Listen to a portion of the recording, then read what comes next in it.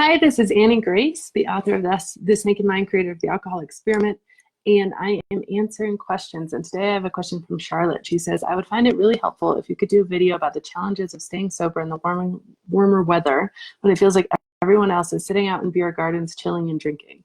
It's getting warm here in the UK, and despite all the work I've done debunking the myths around my reasons for drinking, I still feel like there's some cognitive dissonance when it comes to hot weather, as it's been a huge trigger for me to drink in the past.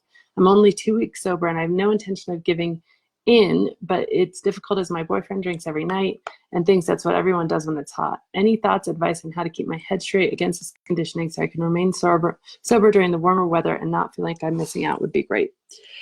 This is such a great question. So first of all, let's talk a little bit about just triggers in general. So triggers happen because of a dopamine spike mostly.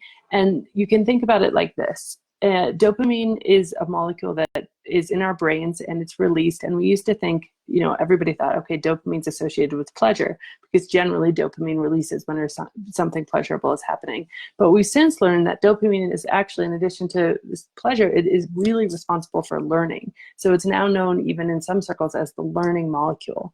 And how dopamine works is it triggers when our brains are told, okay, that thing you just did, we need you to do it again. And so, for instance, you could look back to when we were cavemen and living in caves and looking for, say, food. And so say you were searching for a raspberry bush and you were going out and searching and searching and searching, and then all of a sudden you found a raspberry bush. You would have a huge dopamine spike. And what that dopamine would do is not only tell your brain, okay, this thing we just did, we need to do this again. And that's the way that it would help you survive evolutionarily, but it would also say, imprint the things that happened just before you found the raspberries. And this was so that over time you could find raspberries easier. So your brain would imprint on, okay, and this is all subconsciously, but it would be like, how rocky is it? Is it sunny? Is it shady? Is there water around? What sort of factors and environmental factors are around that we found these raspberries? And so over time you start being able to find raspberries easier. You don't really understand how, you just get better at it. But it has a lot to do with the fact that the dopamine has imprinted the things that happened right previous to that dopamine spike of finding the raspberries. And so how does this relate to alcohol? Alcohol artificially triggers dopamine release. So artificially high levels and skyrockets the dopamine release. And that's all addictive substances. They do the same thing. And so your brain learns addiction. It learns, okay, that thing you did, it had this artificially high spike of dopamine. We want to do that again. And so it imprints the things that happen before that drink. And so those things can be, oh, it's nice outside. Oh, somebody's, or reaching for the bottle opener, or driving by a liquor store, or pulling the glasses out of the cabinet. And so all of these things trigger anticipatory dopamine, saying, okay, this thing is something that I want. And when you want something and you don't allow yourself to have it, when you have a trigger and then you don't follow through on it, the brain gets really mad and really frustrated. It's kind of like, it says, wait, we were so close. This is the thing that was needed. But it's a form of how your brain has learned addiction. And understanding it can be really helpful with those triggers, because you can say, okay, this is just something that's neurochemically happening, and it's not actually that I'm going to be missing out. It's just this feeling that I have is happening because of these chemicals in my body. And guess what? Over time, when I make a different choice or a different decision in the same situation, this trigger will go away. And so it won't be, always like this. The other thing to keep in mind, and this is a beautiful thing that this is happening really, Charlotte, is that every single new event for an entire year that happens is going to trigger dopamine, but also give you some anxiety because you just haven't done it alcohol-free before. And so once you get through an entire year, a beautiful thing starts to happen where you say, okay, I've done this before, and your anxiety goes down, the dopamine has mellowed out, and you are in a much better place. But in that first year, it's going to be like, okay, you have to be really mindful about these things. And you're in this period of change where you want to be hyper vigilant, you want to be hyper alert, you want to be looking at things and asking yourself questions. And one of the things that I like to do is just kind of think it forward, right?